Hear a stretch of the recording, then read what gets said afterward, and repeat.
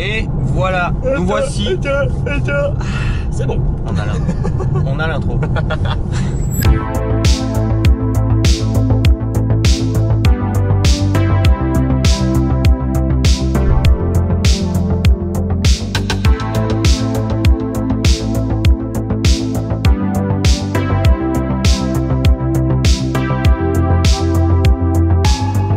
Salut à tous, bienvenue au Bi-Auto les amis, j'espère que vous allez bien. Aujourd'hui, je suis au Mans, dans le mythique virage d'Indianapolis et je suis pas tout seul, il y a Hugo, évidemment, qui est derrière la caméra comme d'habitude. Bonjour Hugo.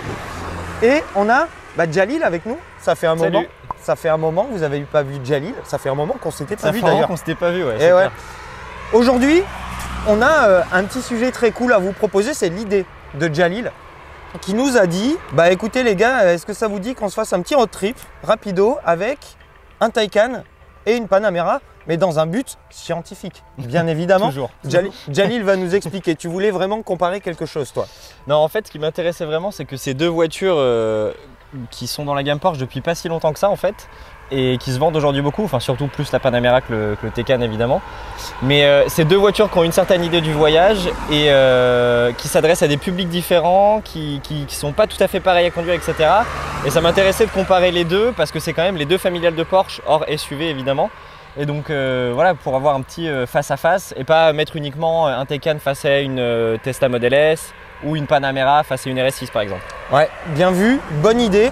Ces deux voitures qui esthétiquement respectent beaucoup les codes de Porsche, ouais. On les reconnaît immédiatement, mais quand on les met à côté, on se rend compte qu'elles sont complètement différentes. Ah, elles sont ultra différentes, ouais. Et elles sont aussi différentes dans leur esthétique que dans leur typologie, on va dire.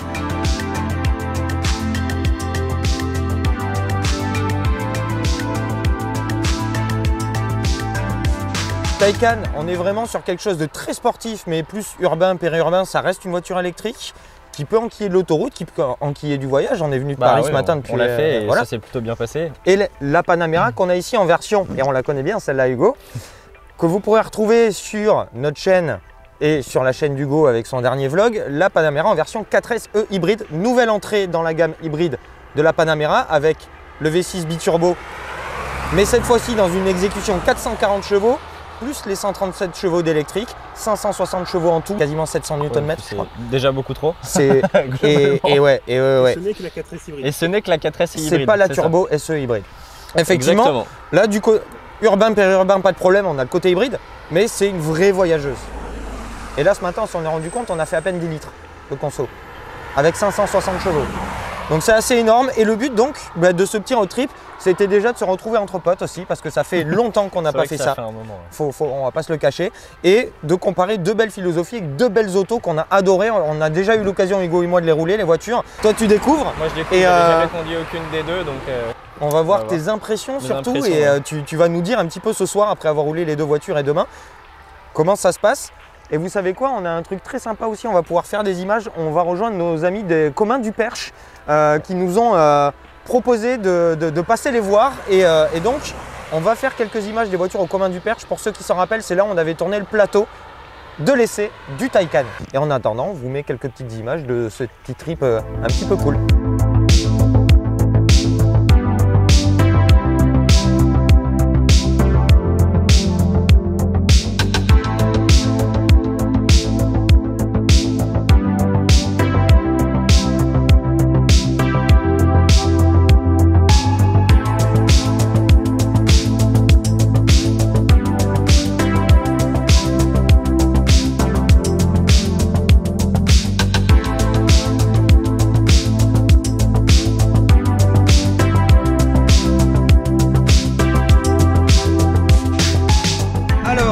Voici au volant de la Panamera 4SE hybride. On va parler un petit peu des forces en présence de notre comparo du moment de Porsche, la Panamera 4SE hybride et la Porsche Taycan 4S. On a volontairement choisi les deux versions 4S qui seront parmi les plus vendues et qui sont pour nous les deux plus proches en fait dans la définition. Là c'est encore plus récent comme souvenir du coup parce que c'était juste avant Noël. On avait adoré cette caisse. Pour rappel, les specs, c'est le V6 biturbo de l'Audi RS4 qui sort ici 440 chevaux plus le moteur électrique qu'on retrouve sur sa grande sœur la turbo SE hybride qui sort 137 chevaux. En cumulé, on est à 560 chevaux, 700 Nm. Et voilà, la Panamera, 2 tonnes de prestance et de sportivité aussi. Et ce qui est dingue, c'est qu'il nous reste encore 11 km d'autonomie. Et on n'a pas chargé de la journée, on a fait des portions en full électrique. Exactement. Génial. Et l'avantage avec la Panamera 4S E hybride, c'est que vous passez en sport et là, vous passez des rapports et c'est tellement bien insonorisé, vous n'entendez rien. Mais croyez-moi, de l'extérieur, ça fait un bruit les amis, c'est juste incroyable, ce V6 il sonne. Et vous retrouvez en mode sport, avec la suspension qui sera fermée, avec la direction et la cartographie pédale qui deviennent plus réactives et même plus informatives en ce qui concerne la direction. Et on se retrouve avec une grosse berline mais de sport. Et ça c'est très cool. Mais comment ils font en fait pour faire un V6 qui sonne aussi bien? Ouais, c'est vrai. Et qui sonne aussi fort avec les FAB. C'est ça, c'est fou. Oh là là. Et ça sonne bien. Cette Panamera, c'est un peu le meilleur des deux mondes, à condition qu'on ait beaucoup d'argent, hein, parce que là, on démarre à 135 000 pour la Panamera 4S E hybride. Là, on a 48 000 euros d'options. C'est incroyable.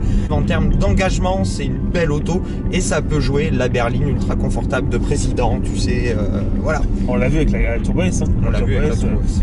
T'as un confort proche d'une classe S avec une sportivité du 911. Et là, vous vous mettez hop, en fully power et là, dans un village,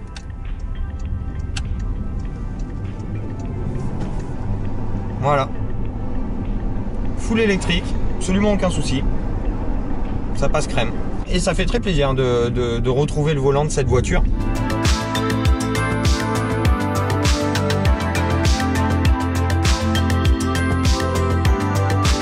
Et là, nous voici dans le Taycan avec Hugo. Et c'est vrai que c'est dur à dire le Taycan. Le Taycan, on a envie de dire la Taycan, c'est le Taycan. Ça rappelle des bons souvenirs. Oh oui. D'ailleurs, on était dans le coin. Exactement. Et ça rappelle des très très bons souvenirs. Et par rapport à la Panamera, eh ben, je change un petit peu d'avis, de manière de penser. Tout à l'heure, je disais, j'aurais tendance à choisir la Panamera. Et là, je me réinstalle dans le Taycan à nouveau et je redécouvre cette atmosphère, cet habitacle, cette ambiance et surtout cette position de conduite. Et clairement, là, tout d'un coup, ça me remet le doute. J'ai du mal à choisir. C'est un peu compliqué. C'est sûr que tu as l'impression d'avoir une 911 en fait, en termes de position de conduite un peu rallongée. T'as pas le bruit, mais t'as un kiff total. T'es assis dans une 911. Rien que la position, déjà, t'es en kiff. C'est ça. On sent que c'est encore plus équilibré que la Panamera presque. On a ce vrai sentiment de voiture sportive. Ça rejoint ce qu'on avait dit lors de l'essai. Mais j'avais un peu oublié ça et ça fait plaisir. C'est la 4S, celle-ci avec la grosse batterie de 93,7 je crois kWh. On est à 571 chevaux pour 650 Nm. C'est pas mou. 0 à 100 4 secondes, 8 secondes 5 de 0 à 160 et 250 en pointe. Donc on n'est clairement pas sur une voiture molle. Et là par exemple on est à 100, ça passe à 110, 110. Merci. De rien. Et on retrouve cette disponibilité de l'électrique et ce châssis hyper équilibré. Et vraiment, avec ces deux arches là, on a l'impression d'être au volant d'une 911 qui fait pas de bruit. C'est vrai que le fait que le capot soit très creusé et que tu aies les deux passages de roue de chaque côté, tu as vraiment l'impression d'être dans une 911. Et surtout, comme tu disais, l'écran derrière le volant qui est incroyable. Toute la techno. Et là, on a les 4 écrans parce qu'on a le passenger display, là, l'écran passager. Et ouais, on est bien, c'est le futur est en marche, vraiment. Et c'est assez incroyable. Moi, il me tarde de voir ce que Jalil va en penser. Je pense qu'il va être surpris.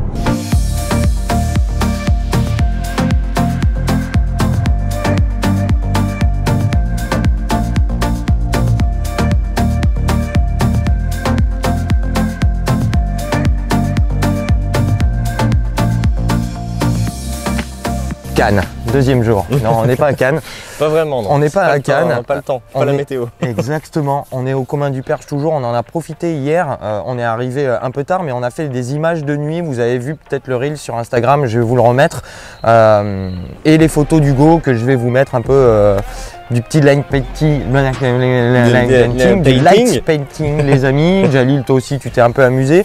Et on a dîné et puis on s'est couché parce qu'aujourd'hui on a une grosse journée qui nous attend. Il faut rouler les deux voitures, on va pas mal de trucs à faire. Mais on en a profité ce matin pour faire quelques jolis plans ici au Commun du Perche. C'est un endroit où, qui s'y prête totalement. La bâtisse est incroyable. C'est fou. Vous étiez déjà venu, mais moi, première fois ici, c'est trop dépaysant et on se sent tout de suite comme à maison quand même. Exactement. C'est assez fou. On vous met le lien, le site web, etc., les réseaux sociaux dans la description si vous voulez y jeter un petit coup d'œil. Et aujourd'hui, donc hier, toi, tu as roulé rapidement Taycan sur les petites routes du coin qui sont assez sympas. Panamera aussi.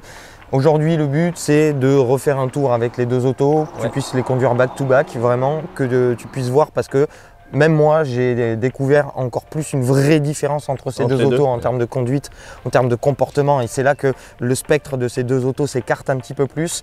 Donc, ce qu'on va faire, c'est que on va aller rouler aujourd'hui. On va vous faire des petites images de roulage.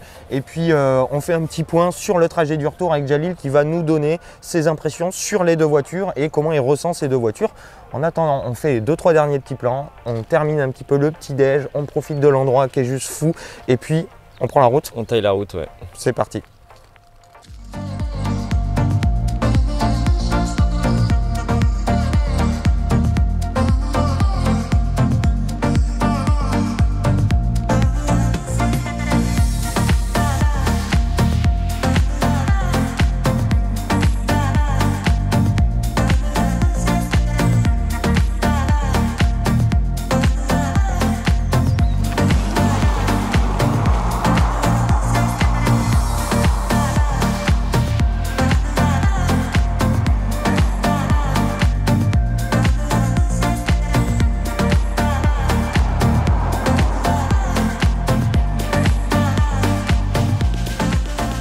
Allez, nous voilà dans le Taycan.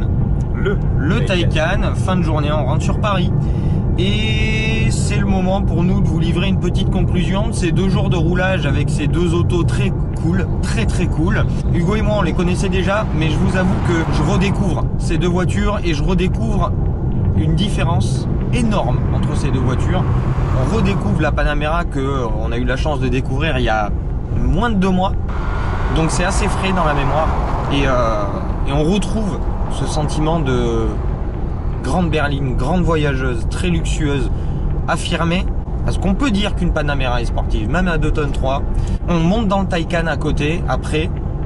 Et là, les souvenirs sont un peu plus lointains et on se rend compte que le gap est énormissime. Énormissime. Que ce soit en termes de sensations à l'intérieur, en termes, évidemment, ça fait pas de bruit, etc. C'est clair. Contrairement au V6 qui chante divinement. Et en termes de comportement routier, moi c'est surtout ça, c'est ce gap là. Je m'attendais à ce qu'il y ait une différence, mais là elle est énorme, elle est sensationnelle. Mais voilà, ce qui nous intéressait, c'était vraiment l'avis de Jalil. On va commencer direct. Laquelle tu préfères? J'aime pas choisir, moi je veux les deux, mais moi aussi. Bah, les deux sont vraiment exceptionnels. Ouais, les deux sont top. En vrai, je suis obligé de dire Taycan, et simplement parce que rarement une voiture m'avait bluffé à ce point-là. Ouais. Je partais tellement avec pas trop d'a priori, mais en fait la caisse elle m'en a donné tellement plus que tout ce que j'aurais pu imaginer que du coup je suis obligé de dire Taycan, c'est ma préférée parce que c'est mon préféré. C'est juste absolument dément en termes de sensations, de feeling. En fait t'as l'impression de conduire une 911. C'est électrique, il y a 4 places, il y a un coffre et tout, mais t'as l'impression de conduire une 911. C'est ça qui est dingo. La direction, elle est calibrée comme t'as envie, t'as du ressenti, t'as du feeling, il y a de la consistance, tout ça. La caisse vire à plat en toutes circonstances. Enfin, moi je trouve ça complètement bluffant en fait, et c'est vraiment une caisse qui m'a marqué. Genre à partir de maintenant, c'est un énorme benchmark en termes de, déjà pour les voitures électriques.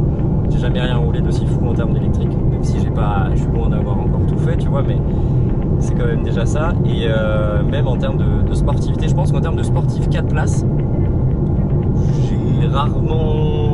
Le seul truc un peu hardcore, sympa, pareil, que j'ai roulé, c'est une Jaguar Project 8, quoi. Enfin, tu vois, on est au niveau là de l'exclusivité. Voilà. Là, tu vois le délire. Ouais, mais c'est oufissime. C'est vraiment incroyable. C'est oufissime. Et la Panamera?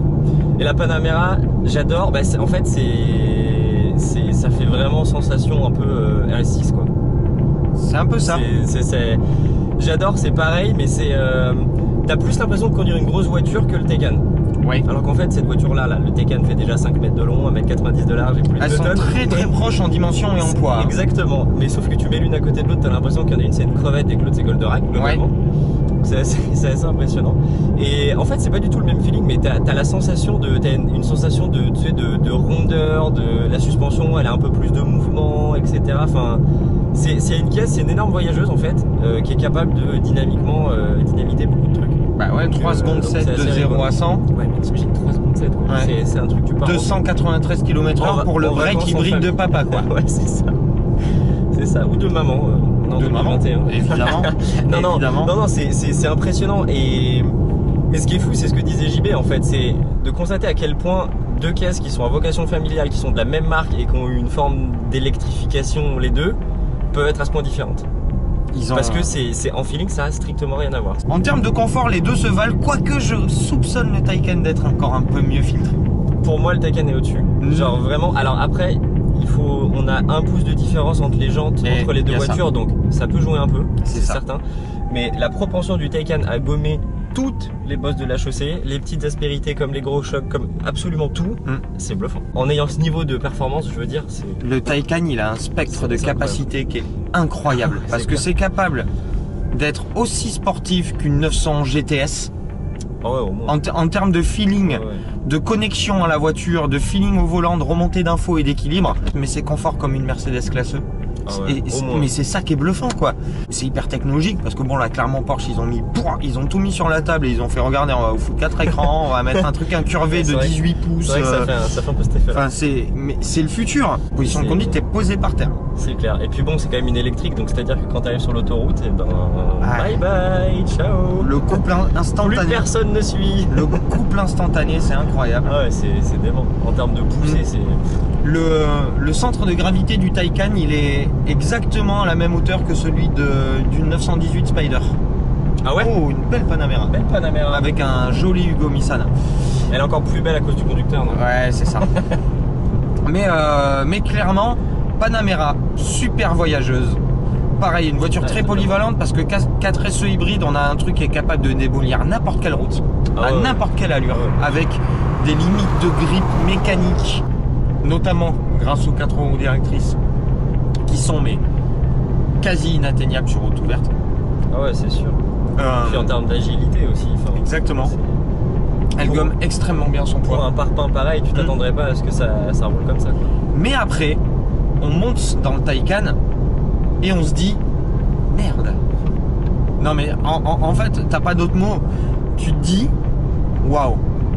J'étais pas prêt. Ah, ça met une tarte, très clairement. T'as une familiale qui est ultra capable. Ouais. Et l'autre, t'as une sportive avec des places à l'arrière, quoi, en gros. T'as une sportive électrique avec des places à l'arrière. Ouais, t'as bien résumé le truc. C'est ouf, quoi. Ouais, je suis pas encore prêt à l'enlever. Mais si tu enlèves la notion de plaisir que peut induire un beau bruit et le fait de passer des rapports, eh ben le Taycan, c'est une des caisses les plus extraordinaires que j'ai jamais roulé. Vous avez les pneus au bout des doigts, vraiment. Vous êtes assis par terre, vous ressentez tout l'équilibre de la voiture avec un 52-48 si ma mémoire est bonne. Ça j'ai pas regardé. Mais en centrage démarre très légèrement derrière. Et cet équilibre de la voiture sous ce centre de gravité extrêmement bas, ces liaisons au sol extrêmement travaillées, pour moi c'est une énorme réussite dynamique, sportive en plus d'être une réussite. Alors esthétique, chacun jugera son truc. Moi, plus ça va, plus je le trouve beau. Ouais, pareil. Et même si la Panamera break, ça a une sacrée ligne quand même. Une élégance, la Panamera. C'est une sacrée ligne. Le Taycan, c'est vraiment une des rares caisses où tant que tu l'as pas conduite, je pense que tu peux pas saisir vraiment tout ce que ça englobe et la façon dont ça réagit et la façon dont la caisse est communicative. Ouais. Après, il y a quand même un truc qu'on n'a pas abordé, c'est la question du prix. De toute façon, je pense que les gens qui peuvent s'acheter ce genre de voiture n'ont pas que ça dans le garage. À mon avis, celui qui achète un Taycan a déjà une 911. Ouais. Et globalement, il a envie de retrouver le feeling de sa 911 quand il se balade en ville. Et mission réussie, quoi. Si c'est ça. La Panamera qu'on a devant nous commence à 135 000 euros, 135 200 euros en version 4SE hybride. Sport Turismo. Sport Turismo. La version qu'on a ici en embarque 48 000 € d'options. Tout va bien, on est chez Porsche. C'est normal. Et le Taycan dans lequel nous sommes, j'ai plus les prices. Je vous les mettrai là. Si je dis pas de bêtises, 40 000 € si je d'options. dis pas de bêtises, le Taycan 4S, entrée de gamme, c'est 108 300 €. C'est ça. Avec la petite batterie, donc de 75 kWh. Batterie, tout à fait, c'est ça. Là on est à 150 et quelques. 155 000 si ma mémoire est bonne. En comptant l'option grosse batterie, l'option comment ils appellent ça chez Porsche, performance. C'est la batterie performance. La batterie performance. Parce que du coup il y a un petit peu plus de puissance. Oui. Parce que là en puissance de crête on est à 571 chevaux. Exactement. Et donc oui il y a la grande autonomie avec les 20 kWh en plus. Je suis à peu près persuadé que quelqu'un qui est sur le marché pour un Taycan ou pour une Panamera, il n'hésitera pas entre les deux. Non. Parce qu'il y en a un qui voudra retrouver quelque chose d'une sportive, machin, etc. Donc le Taycan c'est naturel. Ouais. Et surtout qu'à ce niveau de prix, comme je disais, tu as sûrement largement de quoi utiliser une caisse thermique quand on a besoin. Et quelqu'un qui est plutôt côté famille, machin, un grand coffre, voilà, Panamera Sport Turismo et c'est plié. L'une comme l'autre, je crois que j'ai pas de point négatif. Le seul truc que j'aime pas sur ces voitures, et ça c'est pas parce que ces modèles-là en particulier, c'est parce qu'elles sont électrifiées, c'est le feeling à la pédale de frein, qui est moins bon que dans une caisse thermique parce que tu as le freinage régénératif, puis le freinage physique, et la transition entre les deux elle est toujours perceptible. C'est bien géré, mais la transition est toujours perceptible et ça me dérange. Enfin, quand tu es en conduite un peu soutenue, il y a un truc que tu aimerais ne pas avoir. Alors que en vrai, ça freine tellement fort. Bah, c'est Porsche. Hein. Donc, c'est Porsche. Donc là-dessus, il n'y a pas d'inquiétude. Mais c'est le feeling qui est un peu. Voilà, tu te dis que ça pourrait être un peu mieux géré. C'est ça. Point conso avant de conclure. La Panamera, on est juste en dessous des 10 litres alors qu'on n'a vraiment pas fait attention à aucun moment. Alors, je tempère en roulant normal parce que tout à l'heure j'avais la Panamera, j'ai pas roulé normal et j'étais à 19 litres. Ouais. Donc c'est le problème. De après, il y avait plus de batterie aussi. Ouais. Et il faut savoir que la Panamera, par défaut, quand on est en mode hybride et quand on est en mode sport, elle recharge la batterie d'elle-même avec le moteur thermique. Donc ça fait surconsommer un petit peu. Exactement. Mais du coup, l'avantage c'est qu'une fois qu'on arrive en ville ou dans des vitesses qui sont assez basses, on est en full électrique. Parce qu'elle fait quasiment 40 km en full électrique. C'est ça. Et du coup, là en fait, on récupère le différentiel de conso. Mais en vrai, quand on est vraiment en mode hybride, etc., en roulant normal, sans chercher à faire éco, c'est vrai qu'on peut être en dessous. Sur une utilisation de tous les jours, avec quelques belles accélérations, hein, sans se priver, en se faisant quand même un tout petit peu plaisir, sans attaquer, on est juste en dessous des 10 litres et c'est quand même bluffant par rapport à la taille, la puissance de l'engin, quoi. Et la masse. Taycan, là on est à 24. Tu vois, 24,5 en étant un peu plus mesuré. Sachant que on a les 4 écrans d'allumés. Ce matin, j'avais les sièges chauffants, le dégivrage, et ça compte. Parce que ce qui consomme le plus, le plus gros consommateur d'énergie dans une voiture électrique, c'est la ventilation. Et il y a aussi autre chose qui est très très important à dire avec cette voiture-là, c'est que notre essai s'est déroulé dans des conditions climatiques qui étaient plutôt favorables, dans le sens où on est rarement tombé en dessous de 15 degrés, la nuit, mais c'est tout. Et du coup, on a beaucoup de pluie non plus. C'est ça, et du coup on a quand même plutôt gardé de l'autonomie, sachant que si on utilise la voiture entre 0 et 10 degrés, on peut amputer facilement, mais vraiment facilement, 25% d'autonomie. En tout cas, ça a été un plaisir de participer à ta petite expérience, Jalil. Ouais, c'était cool. Ouais. Je pense qu'on a passé un bon moment. Je voudrais vraiment remercier Porsche France de nous avoir permis justement de faire cette belle expérience. Et remercier également les communs du Perche de nous avoir accueillis. Merci encore à vous. C'est toujours aussi beau et ça fait toujours autant plaisir de venir vous voir. On a vraiment beaucoup de chance. On a beaucoup de chance. Donc merci à vous tous. Merci à toi Jalil. Merci à Hugo qui est dans la Panamera devant et qui vit sa meilleure vie en écoutant du Chéri FM. Sur la Sonobose. Tranquille. Et merci à vous les amis de nous avoir regardé jusqu'ici. On va se retrouver pour encore plein de nouveautés. J'espère que vous avez apprécié tout ça. Si c'est le cas, n'hésitez pas à mettre le petit pouce. L'insta de Jalil et ABC Moteur. Ici, absolument. Il y aura un article sur le site ABC Moteur si vous voulez un espèce d'essai un petit peu plus détaillé sur les deux voitures, voilà. Avec quelques photos. C'est là-bas que ça se passe. Exactement, je vous mets le lien d'ABC Moteur dans la description. Et puis si vous avez aimé tout ça, n'hésitez pas à vous abonner si c'est pas déjà fait, la petite cloche les copains. Et puis on se retrouve très vite pour de nouvelles aventures. À plus tard, ciao. Bye bye.